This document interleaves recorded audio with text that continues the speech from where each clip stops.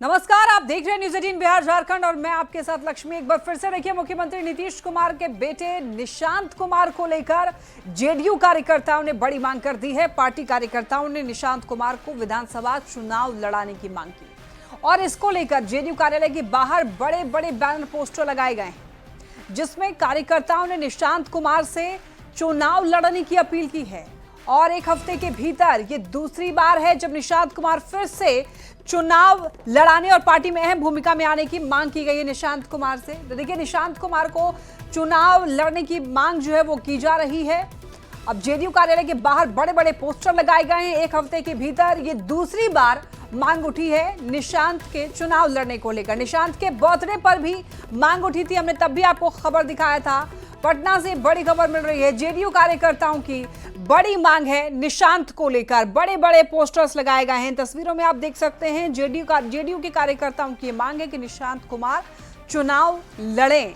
और इससे पहले 20 जुलाई को भी निशांत कुमार के बर्थडे पर पार्टी कार्यकर्ताओं के केक काटने के बाद उनसे चुनाव लड़ने की मांग की थी। और एक हफ्ते के भीतर ये दूसरी बार निशांत कुमार के चुनाव लड़ने की जो मांग है वो उठ रही है। और आपको बताते चले, जब निशांत कुमार के चुनाव लड़ने की जो मांग है वो जेडीयू के कार्यकर्ता ही कर रहे हैं। बड़े बड़े पोस्टर्स लगाए गए हैं और एक बार फिर से मुख्यमंत्री नीतीश कुमार के बेटे निशांत कुमार को लेकर जेडीयू कार्यकर्ताओं ने ये बड़ी मांग कर दी है। मुख्यमंत्री नीतीश कुमार के बेटे निशांत को चुनाव लड़ने को लेकर एक बार फिर से पार्टी की तरफ से मांग उठने लगी है और लगातार पोस्टरों के जरिए, बयानबाजी के जरिए जो है निशांत कुमार को सक्रिय चुनाव में आने की मांग होती रही है। और चूंकि अब जब समय आ गया है, विधानसभा खत्म हुआ है और टिकट बंटवारे का समय है, जल्द ही टिकटों की घोषणा होगी। ऐसे में जो निशांत है उसके एक बार फिर मांग जो है वो तेजी से पकड़ा है और जनता दल यूनाइटेड के कार्यकर्ता की तरफ से ऑफिशियली ढंग से यहाँ पे देखिए लगाया गया। ठीक जदयू कार्यकर्ता, जो जदयू का कार्यालय है उसके सामने बड़े बड़े पोस्टर लगाए गए हैं। मुख्यमंत्री एक तरफ और दूसरी तरफ निशांत की तस्वीर है और इस तस्वीरों में देखिए लिखा है, कार्यकर्ताओं की मांग चुनाव लड़े निशांत। तो यहाँ पे मांग रखी गई है कि चुनाव जो है वो लड़ाया जाना चाहिए और ये मांग नीतीश कुमार से की गई है। और क्योंकि लगातार उठता रहा है कि मुख्यमंत्री नीतीश कुमार जो हैं वो इस चुनाव में निशांत को टिकट जरूर दें और इसे लेकर के लगातार इस विधानसभा में कोशिश इस बात की है कि वो चुनावी मैदान में उतरें। देखिए, ये एक बार आखिर फिर से ये मांग क्यों उठ रही है? निशांत कुछ कह ही नहीं रहे हैं। देखिए, ये पूरा बिहार के कार्यकर्ताओं, बिहार के नौजवानों, बिहार वासियों की यह इच्छा है कि वह चुनाव लड़ें, बिहार का नेतृत्व करे, जदयू का नेतृत्व करे। और जिस तरह से उनके पिताजी बिहार को विकास की गति पर आगे बढ़ा रहे हैं, उसी गति से इंजीनियर निशांत जी भी बिहार को आगे बढ़ाएं। इसलिए हम लोग यह उनसे रिक्वेस्ट किए हैं कि आप चुनाव लड़िए, सदन में जाइए और हम लोग का नेतृत्व कीजिए। क्या लग रहा है कि जैसे नीतीश जी ने नेतृत्व किया, अब निशांत को वो संभालना चाहिए? नीतीश जी का नेतृत्व अभी भी है, लेकिन निशांत जी को भी अभी एक्टिव राजनीतिक में आके हम लोग को बीच, युवाओं को बीच आ जाना चाहिए, ताकि भविष्य के लिए भी वो हम लोग के आदर्श बन जाए। जैसे नीतीश कुमार है उसी प्रकार निशांत जी भी हम लोग के। विपक्ष लगातार बोलता रहा है कि ये परिवारवाद दूसरे को कहते हैं। फिर परिवारवाद क्या होता है? परिवारवाद एक उम्र हो गया इनका, 40 साल के बाद हम लोग मांग किए हैं, न कि खुद थोपे गए हैं मुख्यमंत्री जी की ये हैं। जैसे लालू जी अपने बेटे को थोपे कि यही आपका वारिस है, लेकिन मुख्यमंत्री जी ने कभी कहा हम लोग युवा हैं। आपको भी लगता है कि निशांत को राजनीति में आनी चाहिए? जी, हम युवा हैं और युवा के नाते हम चाहते हैं कि निशांत भैया जल्द से जल्द राजनीति में आए और हम लोग का नेतृत्व करें, क्योंकि जिस प्रकार वो युवा हैं और साफ सुथरे छवि के इंजीनियर हैं, तो अच्छे पढ़े लिखे हैं और पढ़े लिखे युवा जब राजनीति में आएंगे तो अच्छा काम करेंगे और अच्छा काम करेंगे। आपको लगता है सर कि निशांत कुमार को अब आ जाना चाहिए? बहुत मांग हो रही है। इनके लिए एक शेर करना चाहते हैं। हाँ, कहा जाए। आईने नौ से डरना, तर्जे कोहन पे उड़ना, मंजिल यही कठिन है कौमों के जिंदगी में। निशांत कुमार जब आ रहे हैं, अगर तो राजनीति में अपना स्थान रखेंगे तो हर तरह से रखेंगे, आर्थिक दौर से, सामाजिक तौर से, राजनीतिक तौर से। तो निशांत कुमार अभी नौजवान है, वो उमंग है और उमंग के साथ पूरे बिहार को आगे बढ़ाने की कोशिश कर। यहाँ पर नए नए उद्योग लाएंगे और नए नए कारोबार फैलेगा, तभी हमारा देश। ये जो है ना मांग जदयू की तरफ से है और देखिए पोस्टरों के जरिए लगातार इस बात की मांग रही है कि निशांत कुमार जो है वो नीतीश कुमार के राह पर चले और इस विधानसभा चुनाव में अपने राजनीतिक रूप से जो है वो पदार्पण जरूर करें। कैमरा पर्सन सुबोध के साथ रवि एस नारायण, न्यूज़ 18 पटना। वहीं निशांत के चुनाव लड़ने की मांग पर देखिए अब सियासत भी तेज हो चुकी है।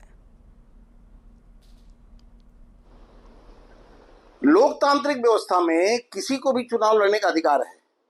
जहां तक जदयू कार्यकर्ताओं द्वारा माननीय मुख्यमंत्री जी के सुपुत्र श्री निशांत कुमार को चुनाव लड़ाने की मांग है, तो यह स्वागत योग्य है। इसका निर्णय हमारे आदरणीय मुख्यमंत्री श्री नीतीश कुमार जी और उनके सुपुत्र निशांत जी को करना है।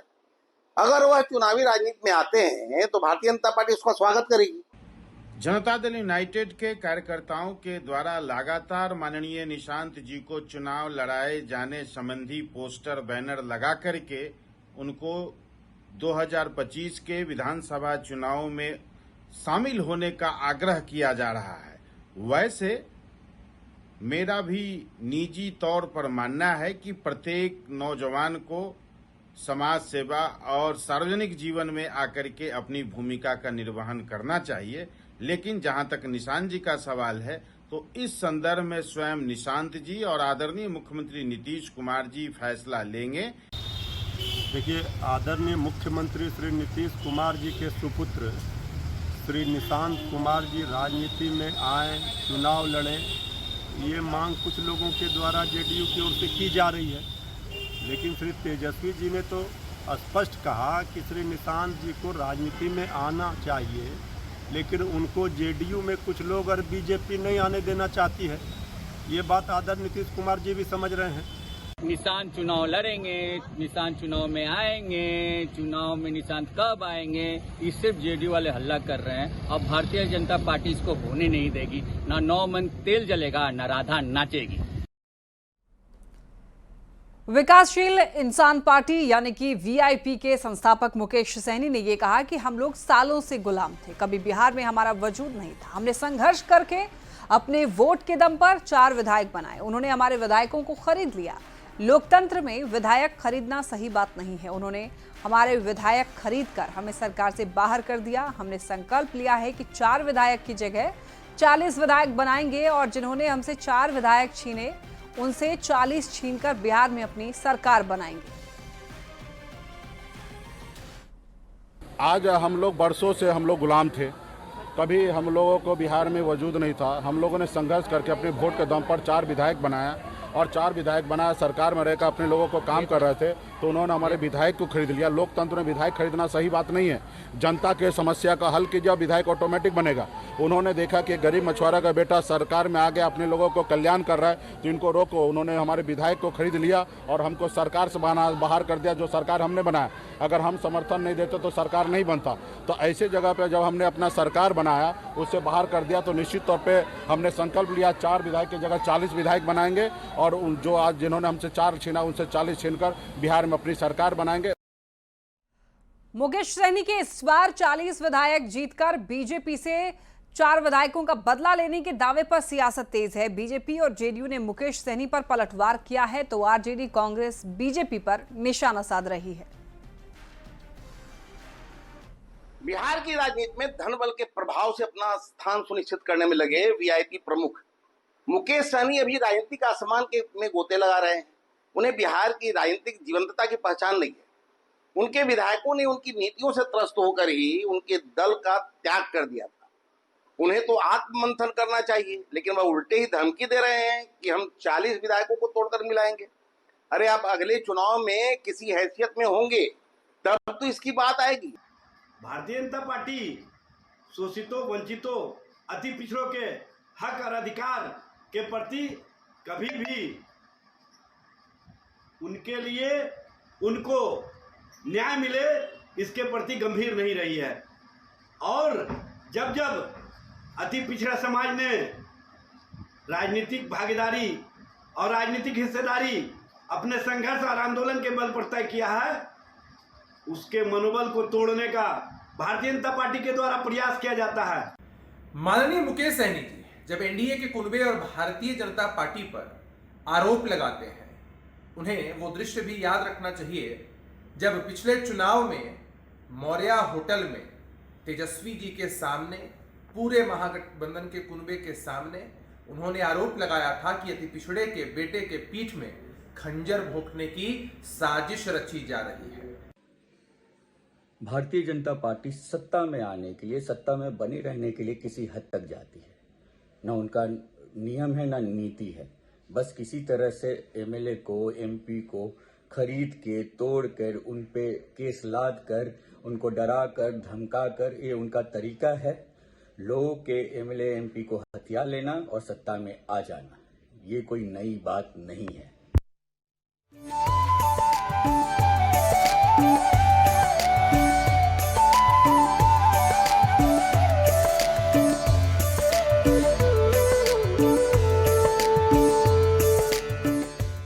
अयोध्या में भगवान श्री राम का भव्य मंदिर बनने के बाद अब मां जानकी की धरती सीतामढ़ी में माता सीता के भव्य मंदिर निर्माण की बारी है और इसका भी समय देखिए बहुत नजदीक आ गया है।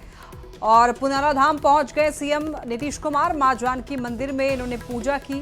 सीतामढ़ी से खबर आप तक पहुंचा रहे हैं। मंदिर स्थल का इन्होंने जायजा भी लिया है। देखिए 8 अगस्त को केंद्रीय गृह मंत्री अमित शाह और सीएम नीतीश कुमार भव्य मां जानकी मंदिर की आधारशिला रखने वाले हैं और इसकी तैयारियों का जायजा लेने के लिए मुख्यमंत्री नीतीश कुमार सीतामढ़ी के पुनौरा धाम पहुंचे, जहां वो मां जानकी मंदिर में पूजा अर्चना की। उन्होंने पुनौरा धाम में भव्य मंदिर निर्माण के लिए कैबिनेट से 883 करोड़ की राशि जारी की गई। एक महीने पहले ही 22 जून को सीएम नीतीश कुमार ने भव्य मंदिर का design social media site x पर साझा किया था। 2 तस्वीरें देखिए टीवी स्क्रीन पर।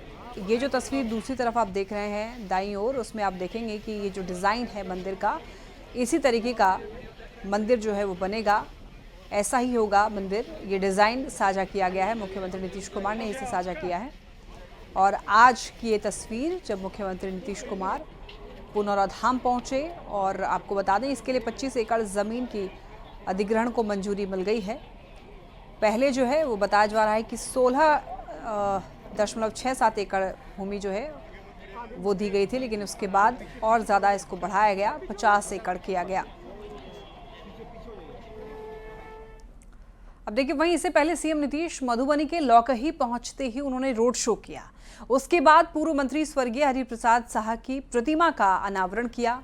कार्यक्रम में सीएम के साथ साथ डिप्टी सीएम सम्राट चौधरी मौजूद रहे। इसके अलावा जेडीयू के राष्ट्रीय कार्यकारी अध्यक्ष संजय झा भी मौजूद थे। मंत्री विजय चौधरी भी मौजूद रहे। सीएम नीतीश कुमार ने मधुबनी जिला को बड़ी सौगात दी और 5 बड़ी योजनाओं का शिलान्यास किया। मौके का जायजा लिया न्यूज़ 18 संवाददाता प्रशांत कुमार झा ने। बिहार के मुख्यमंत्री नीतीश कुमार आज मधुबनी दौरे पर थे। मधुबनी में उलोखी प्रखंड में उन्होंने स्वर्गीय हरिप्रसाद शाह की मूर्ति का अनावरण किया। साथ ही साथ मधुबनी जिला के लिए उन्होंने बड़ी सौगात दी। मधुबनी आने के बाद मुख्यमंत्री नीतीश कुमार ने एक बार फिर से मधुबनी में ये दिखाया है जो मधुबनी से वो कितना प्रेम करते हैं। मधुबनी में लगभग 650 करोड़ रुपए की जो राशि है, उनसे 5 योजनाओं के लिए उन्होंने शिलान्यास किया है। मधुबनी के में एक अंतर्राज्यीय बस स्टैंड नहीं था, जिसको मांग लगभग दशकों से आ रही थी, और इस बार मधुबनी में बस स्टैंड का कीर्ति की है। साथ ही साथ जो पुरानी नदियां थी, जीवछ नदी और कमला नदी, उन नदियों का कैसे जीर्णोद्धार किया जाए जिससे सिंचाई सुविधा जो है किसानों के लिए वो आसान हो, उस पर भी उनके लिए भी राशि आवंटित की गई है। साथ ही साथ जयनगर आरओबी का निर्माण कार्य को भी पूर्ण किया जाना है। वीडियो जर्नलिस्ट रंजीत के साथ प्रशांत झा, न्यूज़ 18 मधुबनी। और ज्यादा जानकारी देंगे न्यूज़ 18 संवाददाता राकेश हमारे साथ जुड़ रहे हैं। राकेश, सीतामढ़ी पहुंचे नीतीश कुमार, अब वहां पर क्या उन्होंने पूजा अर्चना कर ली है? वहां पर अभी फिलहाल कैसा माहौल है, पूरी जानकारी दीजिए। जी मैं आपको बता दूं कि मुख्यमंत्री नीतीश कुमार लगभग 12 बजे सीतामढ़ी पहुंचे हैं और हेलीकॉप्टर मार्ग से वो सबसे पहले पुनौरा धाम मंदिर के पीछे ही उनका हेलीकॉप्टर उतरा। उसके बाद उन्होंने मंदिर में जाकर पूजा अर्चना की और उसके बाद जो प्रशासनिक अधिकारी थे उनके साथ बातचीत की और मंदिर के विभिन्न जो जगह है उसका मुआयना किया।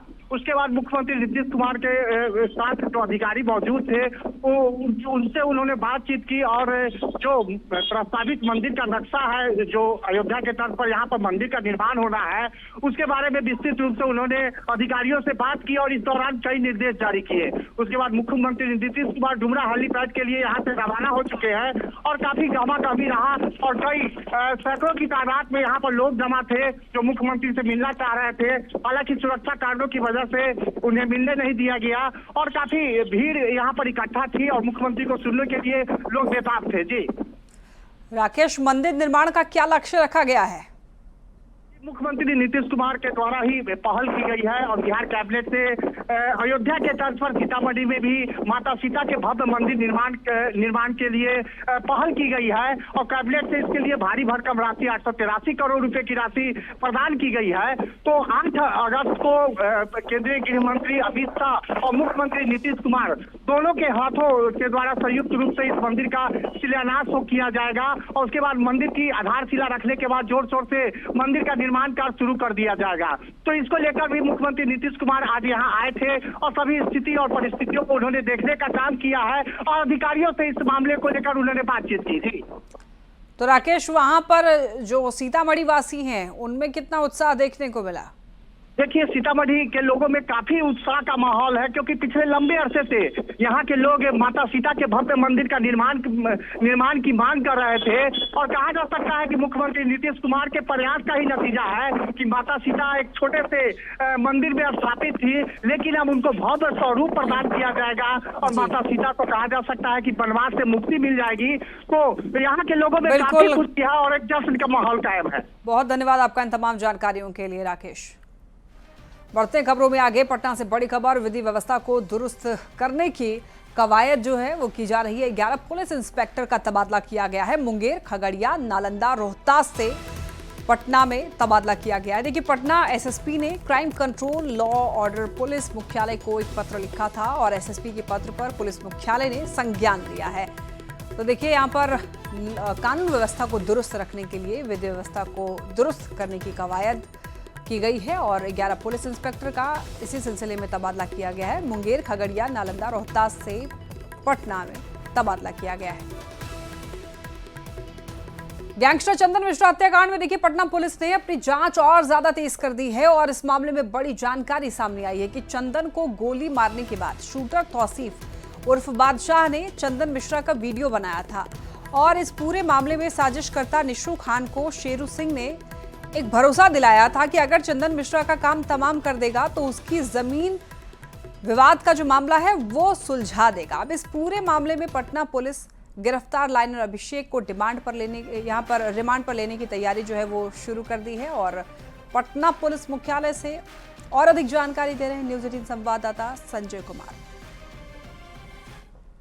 पिछले 17 जुलाई को पटना के पारस हॉस्पिटल में हिस्ट्री सीटर चंदन मिश्रा हत्याकांड में पटना पुलिस ने अपना एक्शन तेज कर दिया है। इस पूरे मामले में कुछ और नई बातें निकलकर सामने आई है। शार्प शूटर तौसीफ उर्फ बादशाह, जिसने 17 जुलाई को कमरा नंबर 209 में चंदन मिश्रा को गोलियों से छलनी किया था, वो सबसे पहले गया था, लेकिन सबसे लास्ट में वो निकला। चारों शूटर के निकलने के बाद वह 5वां शूटर था। इस दौरान उसने चंदन मिश्रा को हिला डुला कर देखा कि वो मर तो चुका है। इसके बाद उसने अपने मोबाइल में उसकी तस्वीर कैद की। इसके बाद उसने पूछताछ के क्रम में पटना पुलिस को रिमांड पर जब लिया गया था तो यह जानकारी दी।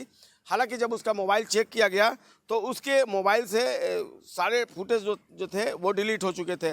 अब पटना पुलिस ने उसके मोबाइल को एफएसएल में भेजने का फैसला किया है ताकि जो डेटा है उसको रिकवर किया जा सके। निशू खान, जिसके घर पर हत्या की साजिश रची गई थी, उसका एक लैंड डिस्प्यूट हाजीपुर में चल रहा है और पुरलिया जेल में बंद शेरू सिंह, जिसने इस हत्याकांड को अंजाम दिलवाया, उसने निशू खान को यह भरोसा दिलाया था कि अगर वो इसका ये काम कर देगा, यानी चंदन मिश्रा की हत्या में उसका साथ देगा, तो उसका लैंड डिस्प्यूट का मामला भी जो है वो सॉल्व करवा देगा। इसके अलावा कई और बातें हैं। इसमें अभी फ़िलहाल 3 जो अपराधी हैं वो पटना पुलिस की गिरफ्त में हैं।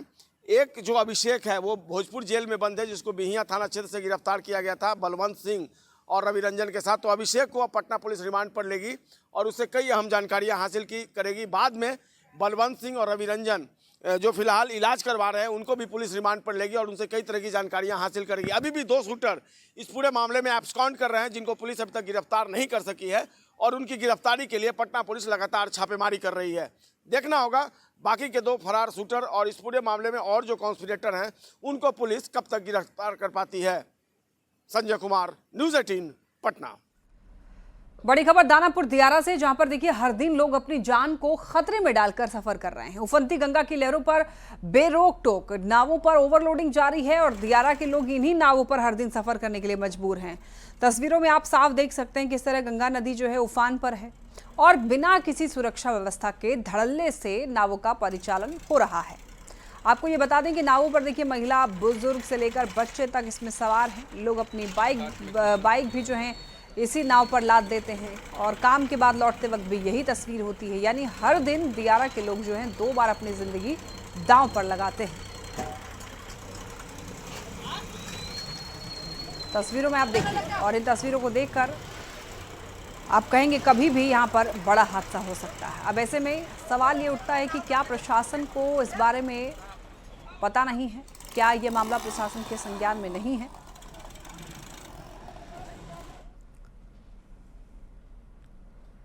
तो पटना में गंगा नदी उफान पर है। ऐसे में दियारा के लोगों की एक बार फिर से यहां पर परेशानी बढ़ गई है। दियारा के लोग हर दिन अपनी रोजमर्रा के काम के लिए उफनती गंगा को पार करते हैं, पटना आते हैं। बीच गंगा नदी में जब तेज हवा की वजह से गंगा में लहर उठती है और नावें डगमगाती है तो जैसे लोगों की जान जो है हलक में आ जाती है। प्रशासन की तरफ से नावों पर ओवरलोडिंग मना है, लेकिन इन सब का नाव चलाने वालों पर कहीं कोई असर नहीं दिखता है।